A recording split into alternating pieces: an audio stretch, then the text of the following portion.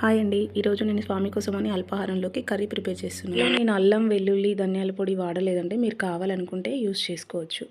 నేను ఇక్కడ తీసుకున్న కూరగాయలు ఆలు, క్యారెట్, క్యాప్సికమ్, టమాటో అంతవరకే అండి. టమాటో కొంచెం తొందరగా ఉడుకుతుంది కదండి. ఆలు, క్యారెట్ కొంచెం లేట్గా ఉడుకుతుంది కదా, అందుకని ఆలు, క్యారెట్ మాత్రమే పోపులో వేసేయండి ఫస్ట్. తర్వాత క్యాప్సికమ్ వేయండి. ఇవి కాస్త మగ్గిన తర్వాత ఈ కర్రీలో మాత్రం కొంచెం ఇంగువ యాడ్ చేసుకోండి. చాలా టేస్టీగా ఉంటుంది అండ్ హెల్తీ కూడా. ఇంగువ యూజ్ చేయడం వల్ల జీర్ణ సమస్య ప్రాబ్లం ఉన్న వాళ్ళకైతే చాలా యూస్ఫుల్గా ఉంటుందండి. ఇంగువ రోజువారీ వంటల్లో వాడుకోవడం వల్ల మన రోగనిరోధక శక్తిని కూడా పెంచుతుందండి. ఇంగువ ఐబీపీని కూడా కంట్రోల్లో ఉంచుతుందండి. అలాగే జలుబు దగ్గు ఉన్నవారికి కూడా ఇది ఒక మెడిసిన్లా పనిచేస్తుంది.